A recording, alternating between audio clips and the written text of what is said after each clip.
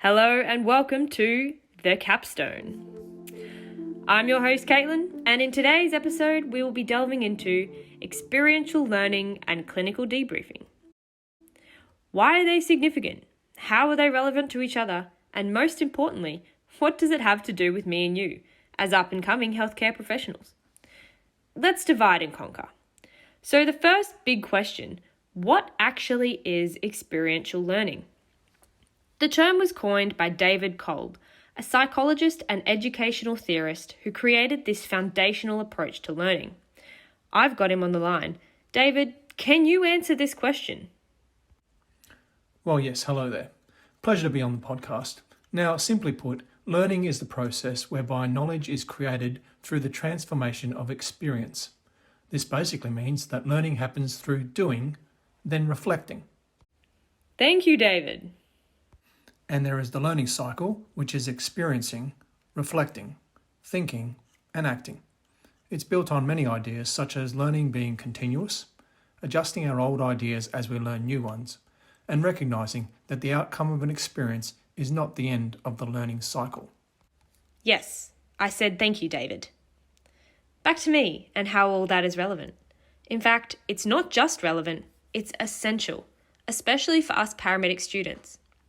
Hands-on experience is a fantastic way to learn, but if one doesn't reflect and think about the experience, did it really contribute to the knowledge of the student?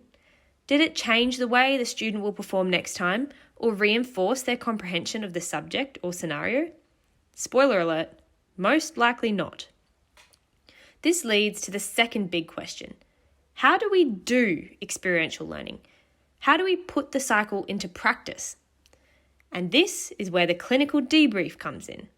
It's a tool used in educational environments and in the real world that completes the experiential learning cycle. But wait, it does much more than that too. Clinical debriefing encourages learning and reflecting. It improves the clinician's practice and it positively influences patient outcomes. I mean, that's the whole reason why we're here anyway, isn't it? To help people and improve their outcomes. Let's get a bit more into the nitty-gritty. I'm sure that we've all done scenarios or simulations where we've made mistakes. A recent simulation that I participated in comes to mind. I made several mistakes, such as forgetting to call comms, neglecting to take a respiratory rate, and overlooking some assessments.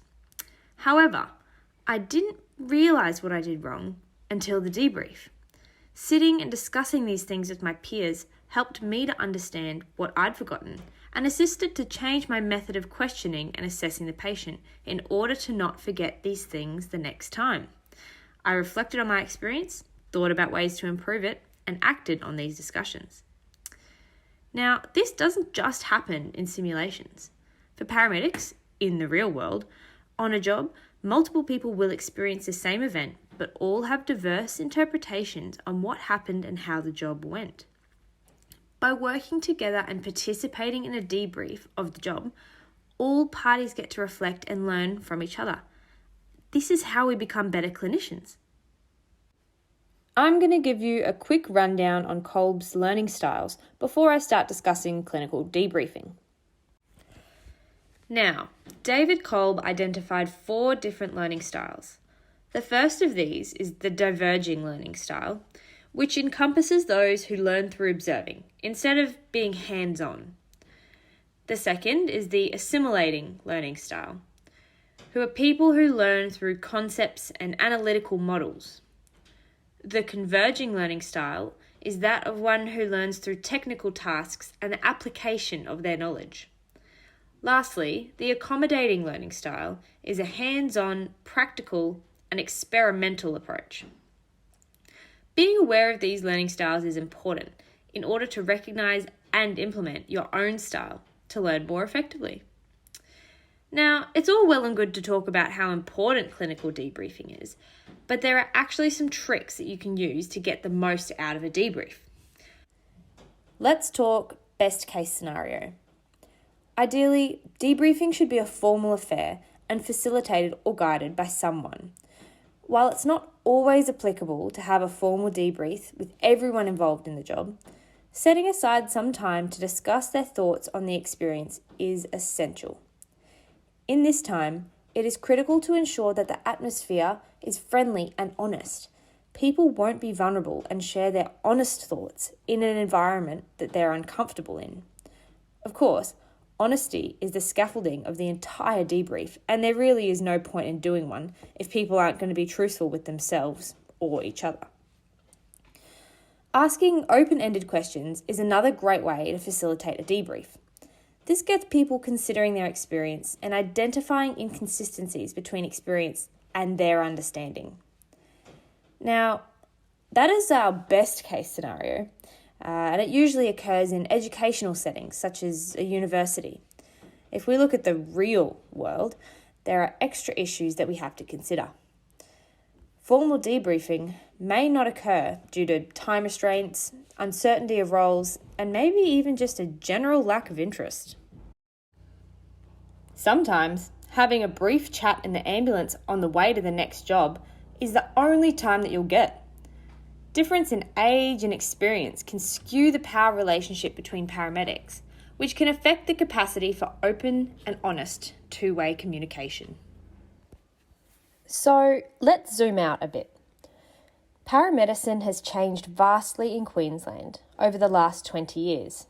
In fact, registration with APRA only occurred in 2018. The profession moved from a primarily experience-based model where paramedics were trained on road to requiring a university degree to enter the workforce. As with all change, this resulted in a variety of hitches and issues, one of which is the confidence of university-trained paramedics. I can speak firsthand to confirm that going out on road or completing simulations is an exciting yet daunting prospect. Putting knowledge into practice is a skill that needs to be used continuously to make it into a comfortable habit. There can also be issues regarding debriefing on a case where a paramedic partner doesn't want to or cannot participate. A lack of time or pressure to restock the truck and continue with the shift are also contributing factors. Whilst unfortunate, these scenarios can occur and are often out of the control of the individual. It's definitely not always like this, though. QAS has some great backup plans that support debriefing and discussions, such as counselling services and phone calls from paramedic peers after big jobs. These are fantastic alternatives to debriefing. Whilst not supporting the situation and learning clinically, they are great for psychological and emotional learning. The culture of the Queensland Ambulance Service is a big factor in clinical debriefing. Typically, paramedics are not good at asking for help. Difficult and traumatic cases are often viewed as part of the job, and admitting that you're struggling to cope with a case is sometimes seen as a weakness. This is not healthy or appropriate, and thankfully this old school way of thinking is going out of style. The culture is changing for the improvement of speaking up and managing mental health. With that said, there may still be a feeling of embarrassment or underconfidence in speaking up in a clinical debrief. This is another reason why an honest and open debriefing environment is important, to allow people to feel safe when voicing their thoughts. Experiential learning is something that comes from practice and cannot be mastered overnight. It needs to be carried out consciously and mindfully to get the best results. By incorporating aspects such as reflection, engaging in comprehensive discussions, as well as opportunities for people to make mistakes and successes, experiential learning is generated. Clinical debriefing ties in neatly with this concept by preserving time after the experience in order to learn from errors, overlooked facts, and achievements. Time should always be made for clinical debriefing, as there is no rank or certain years of practice that cannot learn from experience. The most important point from this discussion today is that learning never stops, certainly not at the end of university, and we should all take responsibility for our own learning and development. Applying our learned knowledge from university to real clinical practice is a skill that needs to be practiced consistently, assisted by experiential learning through clinical debriefing. Once again, my name is Caitlin, and hopefully this discussion today has emphasised the importance of clinical debriefing and experiential learning, and why we need to be incorporating these aspects into our professional clinical practice. Thank you for listening to Capstone. See you next time.